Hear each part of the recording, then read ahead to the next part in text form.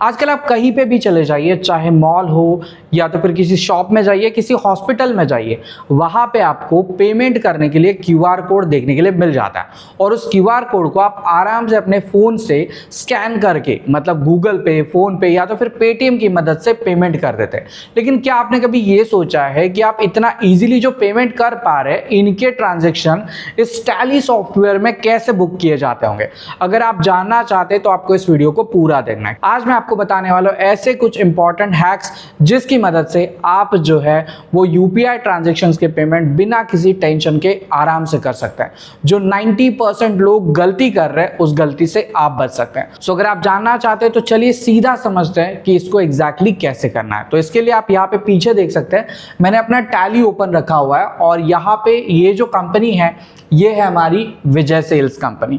अब इस कंपनी में जो है वो डेली के बहुत सारे कस्टमर्स आ रहे हैं। कोई मोबाइल खरीद रहा है, कोई कंप्यूटर खरीद रहा है, कोई ईयरफोन खरीद रहा है, अलग अलग तरीके से पेमेंट हो रहा है। अब इस पेमेंट में भी दो सिनेरियोज हो रहे हैं। पहला, कोई कस्टमर आ रहा है वो सीधा क्यूआर कोड से स्कैन करके फुल पेमेंट कर रहा है, और कोई ऐसा कस्टमर आ रहा है जो कह रहा है कि सर मैं आधा पेमेंट कैश में करूंगा, आधा पेमेंट क्यूआर कोड से करूंगा। मतलब दो अलग अलग सिनेरियोज हमें देखने के लिए मिल रहा है। एक और सिनेरियो आ रहा है कि कोई कस्टमर आ रहा है जो कह रहा है कि सर मैं पेमेंट तो आपको जीपे से कर दूंगा लेकिन मुझे जीएसटी का बिल चाहिए। तो आज हम तीन अलग अलग सिनेरियोज को यहाँ पे टेस्ट करने वाले हैं। अब ये कैसे होने वाला है, तो इसके लिए हमने कुछ लेजर्स बना के रखे हुए हैं। मैं आपको लेजर्स दिखाता हूँ। सो यहाँ पे हम आ जाते हैं अल्टर वाले ऑप्शन पे, और आप अल्टर पे एंटर करिए। जैसे आप एंटर करेंगे यहाँ पे मेरे पास कुछ लेजर्स अवेलेबल है। आप देख सकते हैं मैंने कौन कौन से लेजर बनाया। मैंने कैश का लेजर बनाया, मैंने जो जीएसटी होता है उसका लेजर बनाया। इसके साथ में हमने यहाँ पे एचडीएफसी बैंक का लेजर बनाया। प्रॉफिट एंड लॉस का बाय डिफॉल्ट लेजर देखने के लिए मिलता है। परचेज, सेल्स और सीजीएसटी का लेजर बनाया, और एक स्टॉक आइटम हमने यहाँ पे बना के रखा हुआ है जिसको मैं आपको सेल करके दिखाने वाला हूँ, जो है डेल लैपटॉप का। अब पहले एक एक सिनेरियो को हम यहाँ पे टेस्ट करते हैं। सो ध्यान दीजिए, अब क्या हो रहा है। अब समझिए मेरी दुकान में आप आ गए, विजय सेल्स नाम की दुकान है, और यहाँ पे आप आ गए और आपने कहा कि सर मुझे एक डेल का लैपटॉप खरीदना है। तो मैंने कहा कोई दिक्कत नहीं सर। तो इस ट्रांजेक्शन को हम कैसे बुक करेंगे? आप आए, आपने कोई लैपटॉप चॉइस कर लिया, और इस लैपटॉप की जो कीमत है वो हम 30,000 रुपया पकड़ लेते हैं या 35,000 रुपया पकड़ लेते हैं। तो इस ट्रांजैक्शन को आपको कैसे बुक करना है? तो इसे करने के लिए आपको आ जाना है वाउचर पे। आप सिंपली वाउचर पे आइए, एंटर करिए। जैसे आप एंटर करेंगे अब आपके सामने जो है वो सेल्स का वाउचर खुल चुका है, और यहाँ पे देखिए हमारे पास दो ऑप्शन है। एक है मेरा कैश और दूसरा है एचडीएफसी का यूपीआई बैंक। अब देखिए कैश जो है वो बाय डिफॉल्ट लेजर रहता है, लेकिन एचडीएफसी का जो यूपीआई बैंक है वो मैंने यहाँ पे क्रिएट किया। मैं एक बार आपको लेजर के अंदर की इंफॉर्मेशन भी दिखा देता हूँ। यहाँ पे हम इसे लेजर को जो है वो सिलेक्ट करके ओपन करते हैं। जिस तरीके से आप अपने लेजर क्रिएट कर सकते हैं, जैसे यहाँ पे मैंने एचडीएफसी बैंक लिखा है, इसका अंडर ग्रुप मैंने जो है बैंक अकाउंट देके रखा है, और बाकी कोई इंफॉर्मेशन मैंने यहाँ पे फिल नहीं की है। इसी तरीके का आपको सेम कॉमन लेजर बनाना है जिस भी बैंक में आपका बैंक अकाउंट है, और आगे बस आप यूपीआई लिख दीजिए, ताकि आपको सॉर्टेड होगा कि भाई ये ट्रांजैक्शन जो है वो यूपीआई के लिए बुक होने वाला है। तो यहाँ पे हमारे पास जो है वो बैंक का लेजर अवेलेबल है। अब हम क्या करेंगे, जहां पे पार्टी हमें लिखनी होती है या जहां पे हमें पार्टी का नाम लिखना होता है, वहां पे हम अपने एचडीएफसी के इस पर्टिकुलर लेजर को सिलेक्ट करेंगे। इसके बाद में हम एंटर करेंगे। एंटर करने के बाद यहाँ पे देखिए आपको जो है वो बायर्स की डिटेल पूछी जा रही है। ये बहुत इंपॉर्टेंट है। अब आप अगर मेरी दुकान में आ रहे हो तो आपका नाम कोई भी हो सकता है। आपका नाम संकेत हो सकता है, अनिकेत हो सकता है, या तो फिर मुरारी हो सकता है।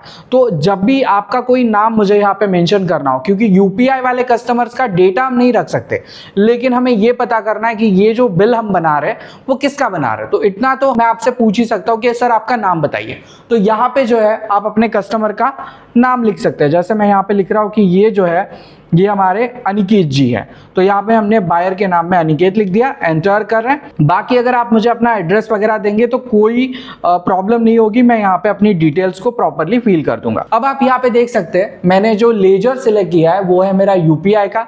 इसके अंदर मैंने आपका नाम भी लिख दिया है। अब मुझे यहाँ पे मेरे सेल्स के लेजर को सिलेक्ट करना है। सेल्स का लेजर कॉमन लेजर होता है जो सेल्स अकाउंट के अंदर आता है। इसके बाद में मुझे अपने यहाँ पे प्रोडक्ट को सिलेक्ट करना है, तो जो है मेरा डेल लैपटॉप का प्रोडक्ट। तो यहाँ पे इसकी इन्वेंटरी वगैरह मैंने सब मैनेज करके रखी हुई है। तो इस लैपटॉप की हमने कॉस्ट डिसाइड की है 35,000। अब आप कितने लैपटॉप खरीदने वाले, तो एक लैपटॉप खरीदने वाले। एंटर करते हैं, यहाँ पे हम कॉस्ट लिख देते हैं जो 35,000 रुपीज रहेगी। एंटर करिए और एंटर करिए।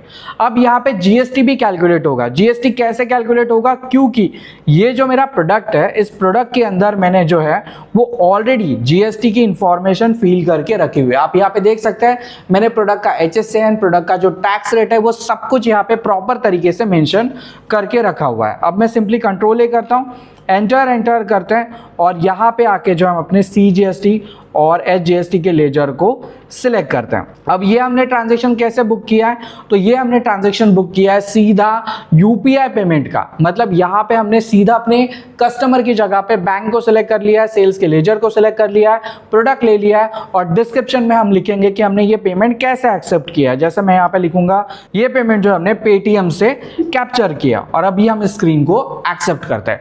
अब ये एक तरीका हो गया जहां पे हमने सेल्स रजिस्टर्ड में सीधा क्या कर दिया है, बैंक को यूज करके एक ट्रांजैक्शन बुक कर दिया। अब एक दूसरा ट्रांजैक्शन देखते हैं जहां पे एक रजिस्टर्ड कस्टमर रहेगा। तो यहाँ पे हम क्या करते हैं, कस्टमर क्रिएट करते हैं। सो क्रिएट कस्टमर वाले ऑप्शन पे आते हैं, यहाँ पे हम एंटर करते हैं। एंटर करने के बाद अब यहाँ पे हम एक नया कस्टमर क्रिएट करते हैं जो रहेगा हमारा मुरारी। ठीक है, इनको एंटर करते हैं और यहाँ पे हम अपना अंडर ग्रुप मेंशन करेंगे जो रहेगा सन्ड्री डेटर। एंटर करिए। बाकी जीएसटी नंबर वगैरह मैं फिल नहीं कर रहा हूँ, हम इसको ब्लैंक रख रहे हैं और एंटर करके स्क्रीन को एक्सेप्ट कर रहे हैं। अब यहाँ पे देखिए क्या हो रहा है, जो मुरारी जी जो है वो हमारे पास रेगुलर कस्टमर है जिनका जीएसटी नंबर अवेलेबल है। यहाँ पे हम इनका सेल्स का लेजर सेलेक्ट कर लेते हैं। मेरे पास एक ही प्रोडक्ट है तो मैं इसको सेलेक्ट करता हूँ। इन्होंने अपने ऑफिस के लिए 10 लैपटॉप खरीदे हमसे, तो मैंने यहाँ पे देखिए 10 क्वांटिटी लिख दी है और पिछला लैपटॉप हमने 35,000 में बेचा था। इस बार ये बल्क में ऑर्डर दे रहे हैं तो हम यहाँ पे प्राइस में कुछ चेंजेस कर देते हैं। जैसे मैं यहाँ पे 32,000 रुपीज लिख देता हूँ कि मैंने डिसाइड किया कि मैं 32,000 में इनको ये प्रोडक्ट बेचूंगा और यहाँ पे मैं CGST और HGST जो है वो चार्ज कर लूंगा। तो यहाँ पे आप देख सकते हैं हमने क्या कर लिया, हमने 2 ट्रांजेक्शन यहाँ पे बुक कर लिए। पहला ट्रांजैक्शन जिसमें हमने समझा कि कैसे आप सीधा QR कोड की मदद से पेमेंट कर सकते हैं। दूसरा ट्रांजैक्शन, यहाँ पे मैंने कोई बैंक सिलेक्ट नहीं किया, यहाँ पे मैंने एक पर्टिकुलर कस्टमर को सिलेक्ट किया। अब इस ट्रांजैक्शन को आप सिंपली एक्सेप्ट कर दीजिए। अब इस ट्रांजैक्शन का हमें जो है वो पेमेंट एक्सेप्ट करना है। अब ये पेमेंट एक्सेप्ट कैसे होगा, सो पेमेंट एक्सेप्ट करने के लिए यहाँ पे देखिए आपको रिसिप्ट वाले ट्रांजैक्शन पे आना है। आप रिसिप्ट पे आइए, तो यहाँ पे आप देख सकते हैं हमने यहाँ पे अपना रिसिप्ट वाउचर ओपन किया और इस रिसिप्ट वाउचर में अभी हम एक एडवांस सिनेरियो या अलग सिनेरियो को टेस्ट करने वाले। अब ध्यान दीजिए यहाँ पे क्या होने वाला है, हमें पैसा जो है मुरारी जी से मिलना है। तो हमने यहाँ पे मुरारी जी को सिलेक्ट कर लिया। जैसे आपने यहाँ पे सिलेक्ट किया आपको पता चल गया कि हमें कितना पैसा इनसे लेना है। तो हमने यहाँ पे मेंशन कर दिया कि हमें लगभग 3,77,600 रुपीज इनसे लेना है। अब पैसा लेने के लिए यहाँ पे देखिए आपको बिल वाइज डिटेल है, तो यहाँ पे हमें अगेंस्ट रेफरेंस वाले ऑप्शन को सिलेक्ट करना है। पूरा अमाउंट हमारा यहाँ पे आ जाएगा। अब पैसा कैसे दिया जा रहा है, तो देखिए जब से UPI आ गया है, UPI की वजह से बहुत सारे लोग जो है वो पैसे को स्प्लिट करके दे रहे हैं। मतलब कुछ पैसा UPI के थ्रू दिया जा रहा है, कुछ पैसा कैश में दिया जा रहा है। हम इसी सिनेरियो को यहाँ पे टेस्ट करेंगे। तो ध्यान दीजिए क्या होने वाला है, मुरारी जी ने हमें कहा कि सर मैं कुछ पैसा जो है आपको कैश में दूंगा। तो मैंने यहाँ पे कैश को सिलेक्ट कर लिया। कितना पैसा हम कैश में लेने वाले हैं, तो हम लोग यहाँ पे ले लेते हैं 77,600 रुपीज। एंटर करते हैं और एंटर करने के बाद जो रिमेनिंग अमाउंट है हमारा वो हम बैंक में यहाँ पे ले लेते हैं और एंटर करके स्क्रीन को एक्सेप्ट कर देते हैं। तो यहाँ पे आपने देखा कि हमने 2 तरीके से ट्रांजैक्शन को कंप्लीट किया। पहला ट्रांजैक्शन जहाँ पे आप मेरी दुकान पे आए और एक पर्टिकुलर लैपटॉप परचेस किया जिस पे आपने QR कोड की मदद से पेमेंट कर दिया। दूसरा सिनेरियो जहाँ पे हमने प्रॉपर तरीके से सेल्स बिल जनरेट किया। इस सेल्स बिल में मैंने आपकी पूरी डिटेल को मेंशन किया। दूसरा हमने रिसिप्ट की ट्रांजैक्शन पोस्ट की और इस रिसिप्ट की ट्रांजैक्शन में हमने जो पेमेंट लिया वो स्प्लिटेड लिया है। मतलब एक तरफ UPI का पेमेंट है और एक तरफ बैंक की रिसिप्ट का पेमेंट है। मतलब एक तरफ पैसा बैंक में आया और एक तरफ जो है वो आपने कैश में मुझे पैसा दे दिया। तो ये दोनों सिनेरियोज जो है हमने यहाँ पे टेस्ट कर लिए। सो मेजरली इतने ही ट्रांजैक्शंस होते हैं जहां पे आप जो है कस्टमर से पेमेंट सेलेक्ट करते हैं। सो ये वीडियो आपको कैसा लगा ये मुझे कमेंट सेक्शन में बताइए। साथ ही में ये बताइए कि आप कौन से पेमेंट मेथड को ज्यादा यूज करते हैं। मतलब आपका फेवरेट ऐप कौन सा है, गूगल पे, फोन पे या तो फिर पेटीएम। जो भी रहेगा कमेंट सेक्शन में बताइए। मैं मिलता हूं आपको अगले वीडियो में। तब तक के लिए इसकी सही से प्रैक्टिस करिए।